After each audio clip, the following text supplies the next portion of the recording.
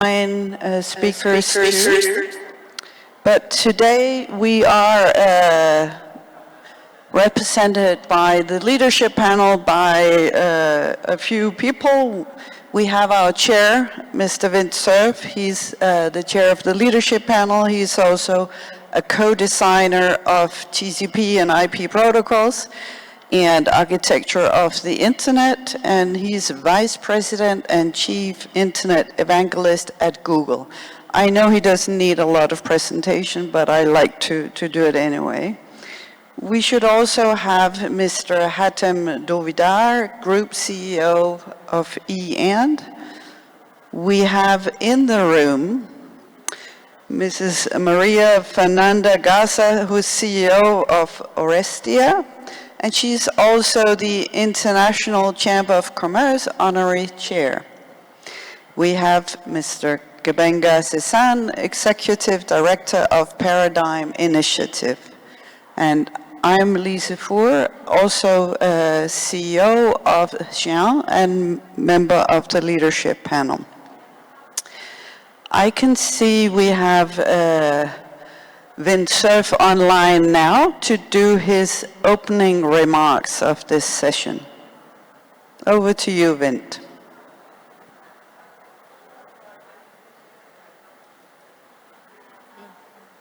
We don't have a sound yet. Anyone can help with the sound?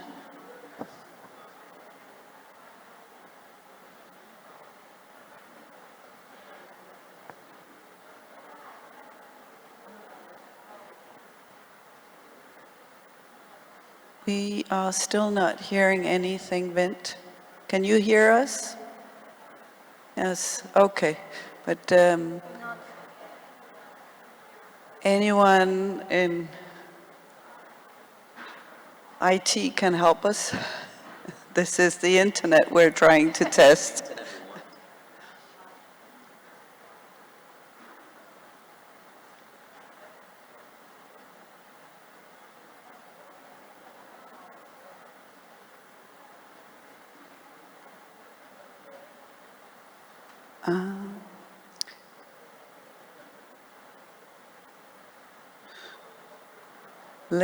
Let's give it a minute. They're working on the issue. Let's hope they solve it very quickly.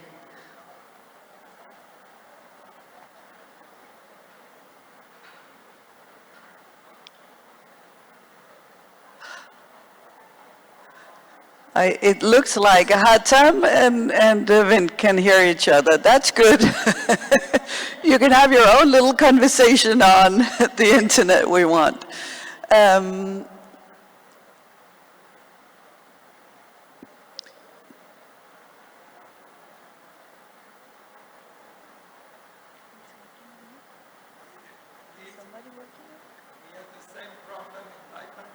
Yeah.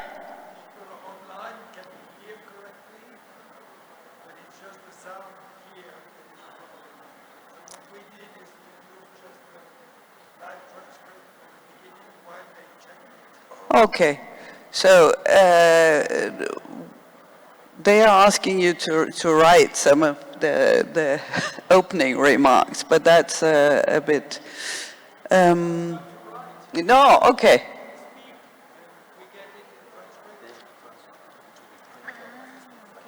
If they speak, they can translate. Ah, okay, good. So, Vint, I'm told that the transcription is recording what you're saying. So you can start speaking and then we can read your overview of your opening remarks. I would like to do that. I'm also... now we can hear you. Oh, okay. For a moment I was getting double echo, but if you can hear me, I will start. Если вы слышите меня, я могу начать. We're hearing the translation that's coming over audio online. For some reason, I'm not sure which language. It might be Arabic. Russian. Russian. I was going to we can hear you, Vint, now, so you should start your opening remarks. Thank you. So let me tell you that I got a question from an Argentinian reporter this morning who said, you've been meeting for almost 20 years now. Why do you have to keep on meeting, and why haven't you solved the problem of internet governance? And it occurred to me that the internet is not a static thing. So it's not like a problem that's fixed and you work out a solution, done. The internet is a very dynamic and evolving system. Every one of you in this room and those of you who are online are well aware of the fact that the internet needs continuous attention, both from the technical point of view and from the governance point of view. And hence the IGF is essential as a continuous process for observing the internet and seeing what governance needs it has in all of its dimensions. So we need technical governance, we need legal governance, we need policy, we need governance with regard to economic and behavioral practices. There are a broad range of governance issues that need to be addressed. And of course, the internet has brought substantial social and economic benefits around the world. We recognize that about a third of the world's population doesn't have direct access. And we recognize that there are harmful things that happen online that we have to address, which is why, for example, the Global Digital Compact was discussed, debated, and adopted not very long ago. The thing that we are looking for more than anything is a robust and reliable internet that's safe to use and which has boundary conditions on behaviors that might be harmful. We need accountability in this environment. And we need, for all of the countries of the world that are hosting portions of the internet, to have an understanding of how well or how poorly the internet is serving the needs of their population. So we need measures of performance, and you will find from the leadership panel and the Internet We Want considerations that we are looking for ways to measure our progress in making the internet a safer and more functional place for everyone. The ecosystem is very broad in the internet. It ranges from the technical community to do standards to operating companies that run various parts of the internet's infrastructure, all the way up to applications, of which there are literally now millions. And all of those need attention. And the last point I will make, and I will ask you to attend the stock-taking ceremony, or the stock-taking session coming up tomorrow, and that is that we need funding in order for the Internet Governance Forum to persist.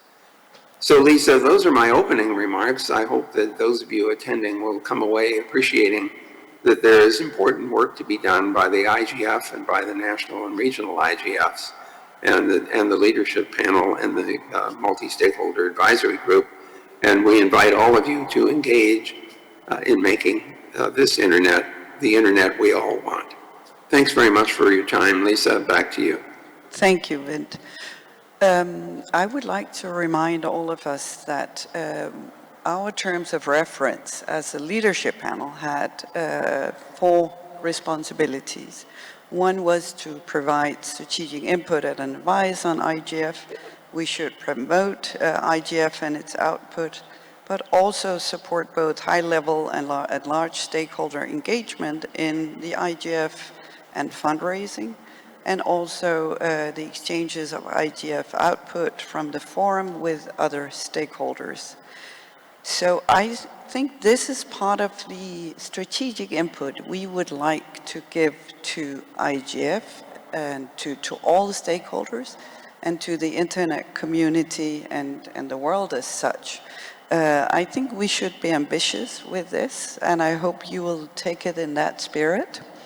With us, we have the leadership panel members, and we have set 5 areas for the internet we want. And one of the first areas, I will give the floor to Hatem Dovidar to present what we mean with whole and open. Over to you, Hatem. Hello, everyone. Pleasure to be with you now. I wish it was in person. So when we talk about the internet being whole and open, it means that we want to have it accessible to people across the globe. And this means that this is really a multi-stakeholder work that needs to be done between the private sector, companies that build infrastructures, ISPs, telecom companies, and also governments and regulators to ensure, first, that the ability to connect people, also to make it affordable. And in many countries, we see programs now like universal service funds that help connect the people and provide what we call social tariffs that allows everybody to connect. And also to have the internet as open as possible, while of course preserving safety of children and other things that also is part of the discussion that we have in the Internet Governance Forum and also other forums that are related. So it is very important because the internet now has become so essential to the life of everyone around the globe. So it's in the current geopolitics, it's become more and more hard to keep it whole, as we see a lot of countries have put walls on the internet there. And as part of this policy, we really urge the world that we have one open and whole internet, but at the same time preserving safety online for children and safety from bullying and otherwise. So I hope that, I was asked to only speak for 2 minutes. We can speak for a lot more, but I hand over to my colleagues to continue the discussion. Thank you, Hatem. Over to Gabenga to talk about universal and inclusive. Thank you. I think that builds naturally on what Hatem was saying in terms of being, we need everyone to have access. And I think the numbers speak for themselves. 2.5 plus billion people are still not connected. And out of the number who are connected, there are some who have been disconnected, either because there is an internet shutdown or because there are infrastructural challenges that prevent them from getting access. And I think the good news is now we have the Global Digital Compact, which has set a target of 2030, but we need to, this is the end of 2024, so we have 6 years to connect a third of the world. And there are many ways that we can do that. But I think it's also important for us to know that there is a price to pay for either being unconnected or disconnected. I always use the example of what happened during COVID. As the world began to recover, some people went back to school online, some people went back to remote work, some people went online to connect with different people, even during the lockdowns. But those who didn't have internet access were waiting for the world to start again. And that was a sad place to be, because others had resumed school, but you were waiting for schools to open physically. Others had gone back to their businesses, but you were still thinking maybe the world will come back again and we can trade in person. So this is a challenge, and I think that period, showed us also it's not just about education, it's not just about businesses, it's also about healthcare services. There are many places across the world, especially in the global majority world, where we do not have enough doctors, and we may never have enough doctors per 1,000 people. And in that case, what you need is digital connectivity so people can have access to life-saving opportunities. So I believe that the reason why we say this must be universal and why it must be inclusive is because we have a lot of work cut out for us. And now we have an end date, December 31, 2030. 2.5 plus billion people that we must connect. Thank you very much, Gabenga. I will hand over to Maria Fernanda to discuss a free-flowing and trustworthy internet. Thank you, Liz. What this characteristic aims to highlight is that the cross-border data flows are the lifeblood of the modern digital economy, driving everything from cloud services and remote work to telemedicine, distance learning, and even the fight against cybercrime. Data flows also hold an immense potential for advancing the Sustainable Development Goals, enabling activities that range from fraud prevention to the management of the global supply chains. This potential can only be realized if trust is at the core of how we govern these data flows. Unfortunately, a growing lack of trust is undermining confidence in cross-border data transfers. Concerns about privacy, national security, and industrial competitiveness are driving a rise in data localization and sovereignty measures. These fragmented approaches threaten the scale, efficiency, and innovation that the free flow of data enables. And at the same time, they create barriers that risk hampering global development and economic growth. So to rebuild these trusts, we must prioritize international collaboration across governments, businesses, and all multi-stakeholders communities. And this means adopting a human-centric policies that protect privacy and consumer rights at the same time that they enable data to flow freely for societal and economic benefit. So policymakers must ensure that privacy laws are risk-based, transparent, and proportional, while at the same time embrace privacy-enhancing technologies like end-to-end encryption. The IGF offers a vital space to build consensus, share practices, and establish interoperable frameworks that facilitate data flows without compromising the open global nature of the Internet. So by countering data privacy and human rights in our policy making and fostering trust through collaboration, we can unlock the immense value of data for sustainable development. Thank you, Maria Fernanda.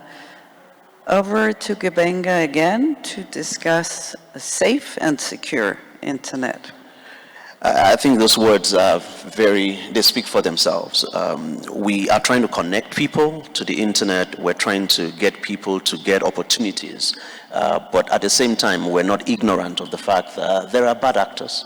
And there are things, especially because it's a global internet, there are things that happen across borders, there are things that happen within borders. So there's an important task ahead of us to make sure that different countries, different regions, and across the world, we talk about cybersecurity. We talk about making sure that when people go online, that they are safe, especially children. I've got 2 children, 6 and 9. Every time they go online, I definitely make sure that it is not the day they are going to come in touch with something that could change the trajectory of their lives, because it's a bad actor. You prepare them for that, but this is only in family units. We need to do this on a larger scale to make sure there's safety and there's security. Of course, that means that there are legal provisions we need to consider. That means that various countries need to look at their existing laws to make sure that those laws come up to date. This is 2024. If your law was made in 2011, you may want to look at it again, because then it will be up to date. But also practices. We need awareness for people when they're going online, for them to understand the practices that can keep them safe. But I think even way beyond all of that is the need for various countries to understand that we must have cooperation across boundaries in terms of transnational cooperation in areas where there are cybercrime activities. If we're trying to get everyone to get online and take advantage of the opportunities, then we must make sure that it is safe and it is secure. Activities and practices like online gender-based violence are things that we must address and make sure that when people come online, they are safe, they're secure, and they get benefits and opportunities. Thank you, Gebenga. You cannot talk about the internet without talking about it being rights respecting. So over to you, Maria Fernanda. Absolutely right, Liz. The fifth and the last characteristic aims to underscore that human rights are universal and that they apply equally offline as online. And they are not just a fundamental necessity, they are also a driving force for sustainable development. Achieving the objectives of the 2030 Agenda depends on realizing human rights effectively in the digital space. However, these require action. Governments must avoid practices like internet shutdowns and ensure that any restrictions on access are lawful, are necessary, are proportional, and non-discriminatory. Businesses and digital services providers also bear responsibility to respect human rights by promoting transparency, accountability, and due diligence throughout the life cycle of digital technologies. We know that the internet can amplify behaviors that harm societies, but the internet that we envision is one that protects us from such harms. A human rights-based approach to internet governance is essential to harness the internet benefits for all while safeguarding humanity, dignity, privacy, and security. Standards development organizations should also integrate human rights considerations into their processes to create technologies and frameworks that are inclusive and rights compliant. Human rights and environmental sustainability are crucially interconnected. So as we strive to connect the next billion users, we must embed human rights and sustainability into the policies, standards, and practices that shape the internet. And this includes ensuring ethical and responsible use of emerging technologies like AI and implementing safeguards to mitigate risks such as online harassment and exploitation. To build a truly rights-respecting digital space, multi-stakeholders collaboration is essential. We must include perspectives from all, particularly from developing countries, civil society, independent media, and marginalized groups. Together we can work toward a common understanding of how to integrate the human rights framework into internet governance and ensure it is fully implemented online. Achieving the internet that we want will take collective effort, but by centering human rights in our digital policies and practices, we can create a safe, inclusive, and sustainable internet for everyone. Thank you. That was a short presentation of the areas of the framework, the internet we want. And the intention with this framework is to formalize a bit the input that has been given over the years into exactly a framework. And that means that it's a condensed version of what has been discussed in IGF over the years. And we see this as a respecting way of the multi-stakeholder model because we have looked into what has the national and the regional and the international IGFs done and discussed over the years. And we think this is a very important vehicle to discuss issues around the internet. But we would also like us to show how we progress every year, how we can measure that we're moving forward, that we're changing as both a community, but also hopefully on connectivity, on freedom, on safety, on all the things that has been mentioned. So what we would like to do is, together with the community, to discuss how we best measure this progress. And we know there are some frameworks out there already, and also that UNESCO has measures on the indications of the national and regionals IGF on progress. So we will look into how we can measure this and hopefully also get input from all of you. what we'll do is send this to all the member states, this framework, together also, and the national and regional IGFs, hope to spread it out and have it as a direction giving into IGF. Over the years, we hope to collect some data that can be used to show exactly how we progress. We have now time for some questions, if there is. I don't know if there is a mic for any of the participants or any of you listening out there, but we're happy to take questions. I see Vint has his hand up. Vint. I apologize, but I couldn't resist. First of all, thank you so much, all of you on the panel, for these wonderful words. I hope we capture them and incorporate them into our documents, because they're so appropriate and perceptive. I wanted the audience to give some thought, not only to the internet we want, but to the Internet Governance Forum we want. Because, as I said earlier, the internet keeps changing, and as a consequence, the Internet Governance Forum itself has to learn to adapt to the policy needs that the internet induces. So please keep that in the back of your mind as well, especially as we go forward into the World Summit on the Information Society Plus 20, which will consider whether the IGF should continue its work. So thank you.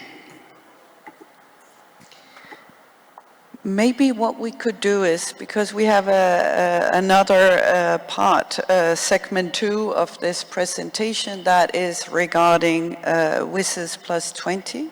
That's going to be moderated by Maria Fernanda.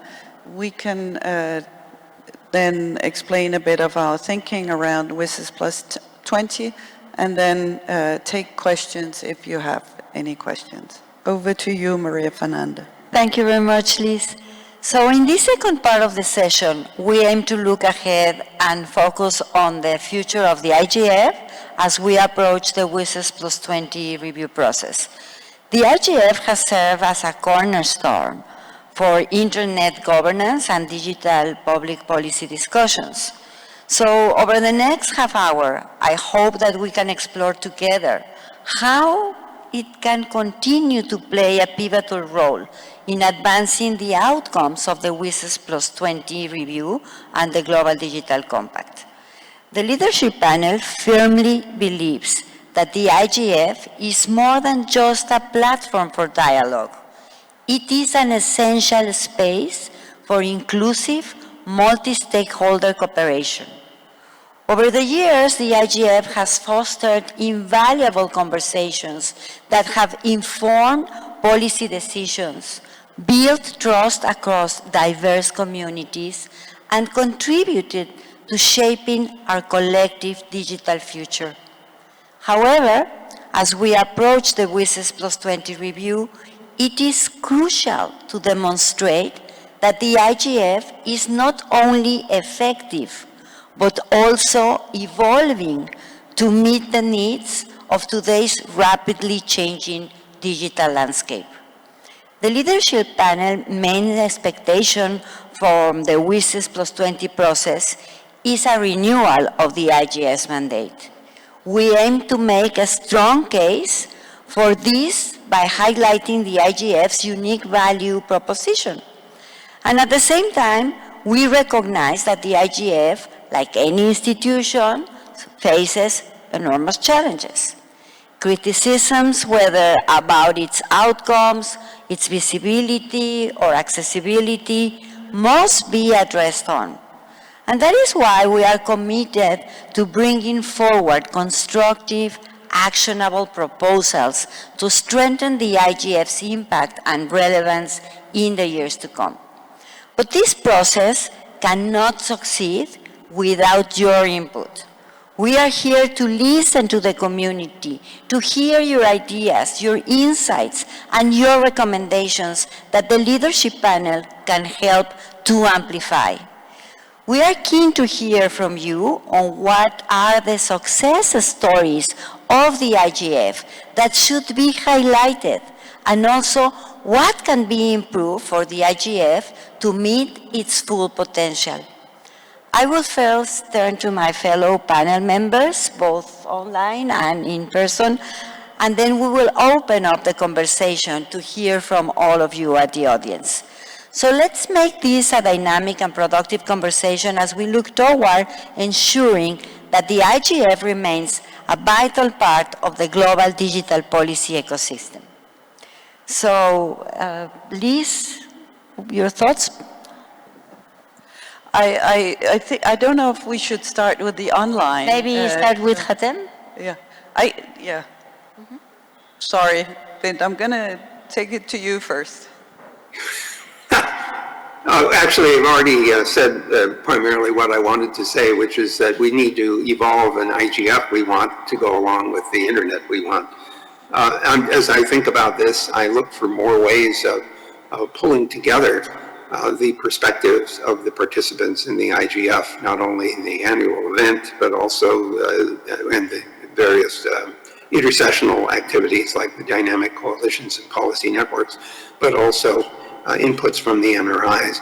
I think we need to commit ourselves to preparing coherent information to share with those who are affected by the internet and want better. So we need to work hard on getting our output to the parties who need to hear it in actionable ways. So I'll turn this back to Hatem, I guess, since you wanted to process the online folks first.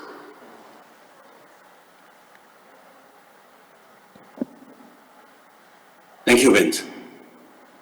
So, actually, when we're talking about people going online, there are many ways to do it. We have seen in Africa, and Benga have mentioned this, about people leapfrogging into using mobile without using internet, while in many other countries in the developed world, the fiber and cable were the initial ways to go to the internet. But as we find today, there are, even in the developed world, there are people who are still not able to get proper access, either because they are in rural settings, and we see now some new modes of connection, like satellite, for example, which are becoming quite popular in some of the, let's say, rural or areas that do not have proper coverage.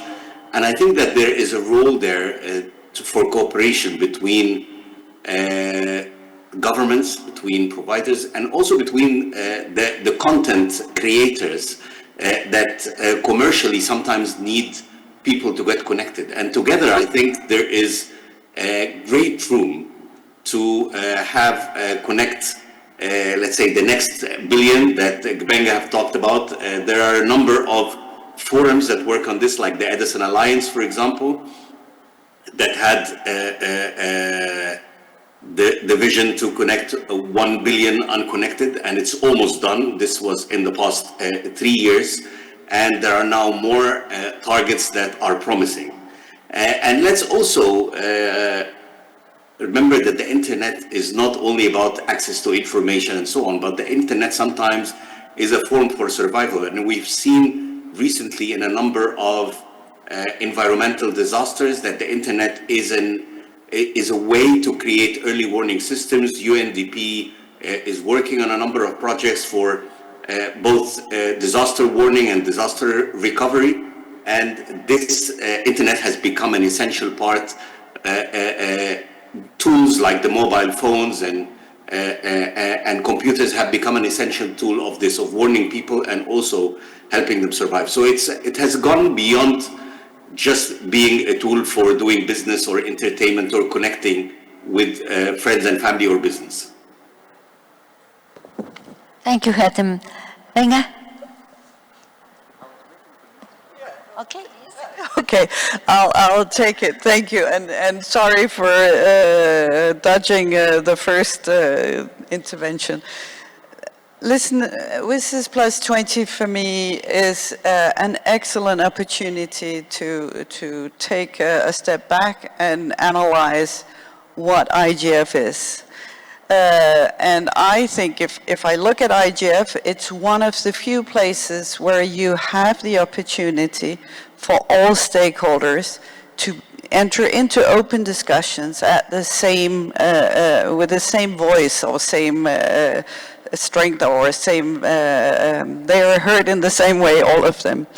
To me, that's important. It's a part of the, of course, multi-stakeholder model, but it's also a part of a forum where you can change from year to year the topics in a way that is so dynamic and flexible we haven't seen in many other places. So WSIS Plus 20 for me should be a way to strengthen IGF, not to dilute it.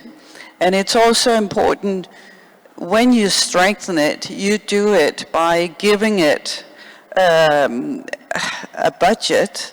So it's within the UN budget in the Secretariat. So the money that is funded from private sponsors can go to do other things than supporting the Secretariat. That can actually help the community out there. That would be a strengthening for me. And I think it's also important we discuss the duration of the IGF, but I'll leave that to Gebenga to discuss because he was the one bringing it up in our discussions today. So over to you, Gebenga. Thank you. So in 2003, at the WSIS, I was a member of the Youth Caucus. And 20 years after the Tunis meeting, we're talking about WSIS Plus 20. And the fact that a lot has happened for me as a person between 2003 and now, I think is a metaphor for what has happened with the internet. Between then and now, we started the Internet Governance Forum as an outcome of the WSIS, and the Internet Governance Forum has addressed many issues that have come out since then around the internet, around digital issues, around emerging technologies. And I believe that the IGF has become a natural home for many things. It has become a natural home for policy conversations. It's become a natural home for updates on what is going on. It has become one of the best examples of what can happen in a multi-stakeholder process where all partners have access around a round table to contribute to the pie that belongs to everyone. And I think that as we go into WSIS Plus 20, one of the major, desires, and I believe one of the major things that we should see is that the things that have grown over the years, the NRIs, the national and regional initiatives, which by the way are across more than 100 countries, and many of them of course self-organized all through the year, they've demonstrated the resilience that this community has come to know very strongly. And I believe that not only should the IGF mandate be renewed for another 5 years, I believe that the IGF has demonstrated its capacity to be a permanent feature of the UN calendar, of the calendar of experts, and of all our calendars, so that this is something that we look forward to, not just because we want to have conversations, but also because it is probably the best platform where we can analyze, review, and monitor what is going on with the Global Digital Compact. Thank you, Benga, and thank you to all the members of the leadership panel for your responses. But now I would like to turn to you, to our audience, and the same two questions, please, to hear your points of view. What are the success stories that should be highlighted about the IGF in the context of the WSIS Plus 20 review, and what can be improved for the IGF to meet its full potential?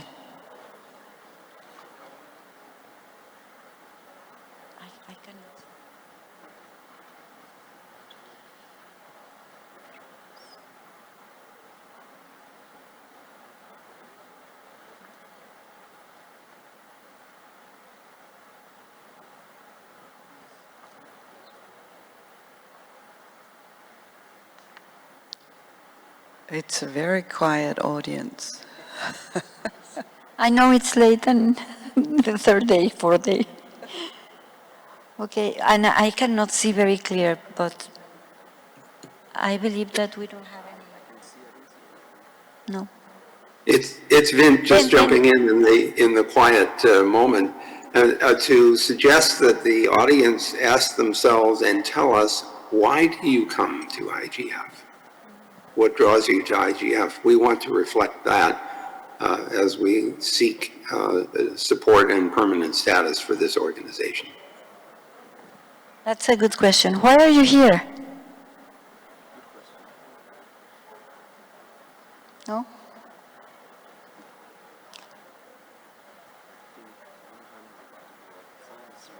Well, I think, or is there any other questions you would like to ask us? Yes, we have a hand.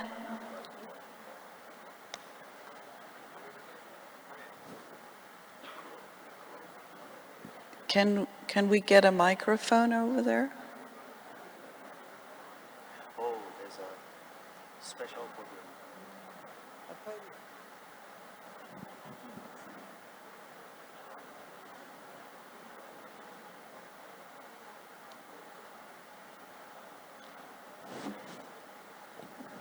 A brave one. Thank you. Hi, my name is Yu Ping. I actually come from one of the UN agencies.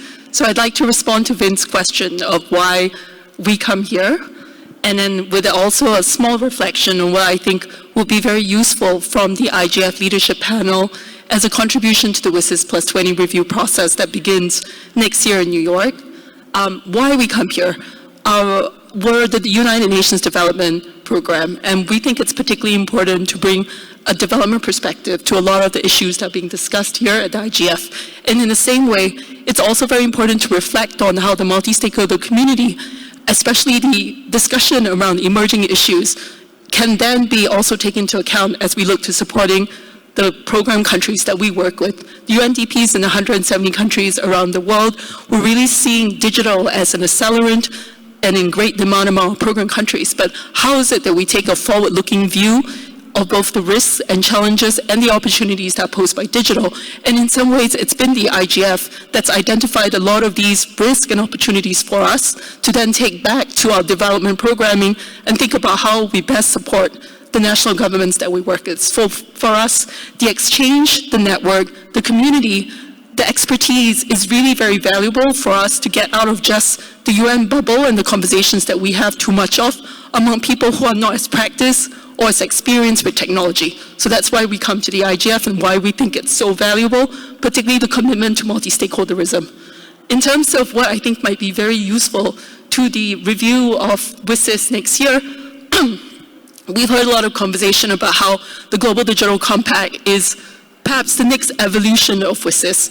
But I think it's important to recognize that, again, multi-stakeholderism, the processes that have been developed over the last 20 years, the community that is committed to the implementation of digital cooperation and the use of ICTs through WSIS is the means by which the principles of the GDC can be implemented in practice by sectors across all society, and particularly for us at the country level with direct impact in society.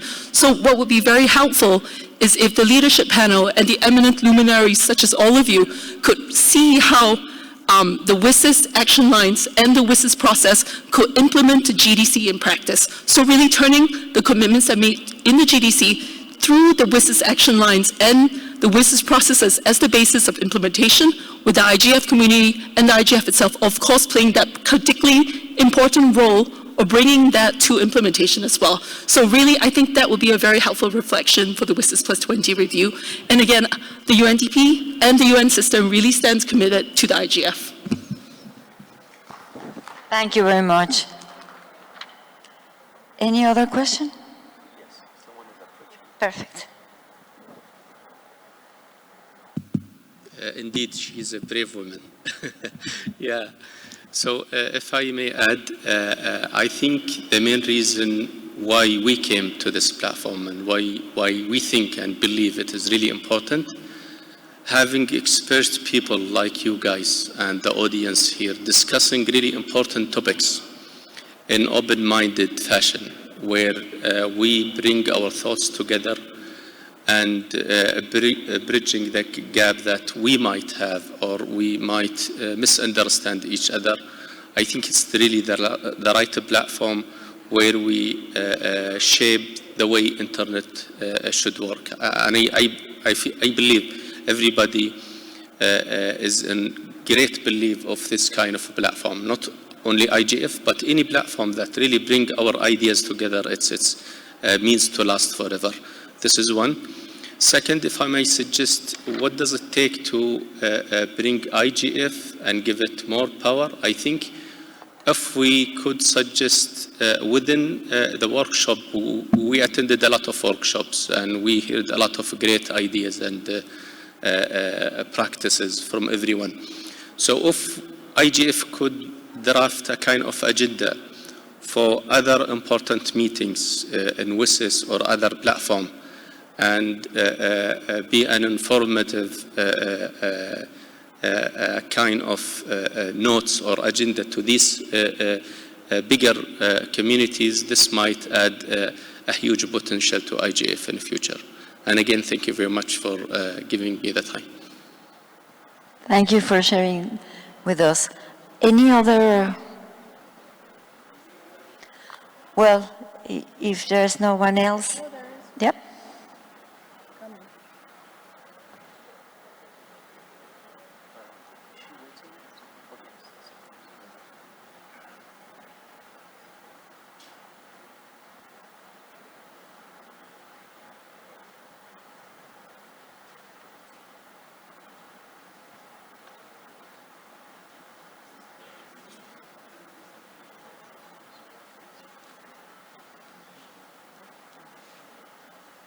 I've walked the floor, the village, and a lot of persons approached me and said that what they like about the IGF space is that they feel free to network, to ask questions, get answers.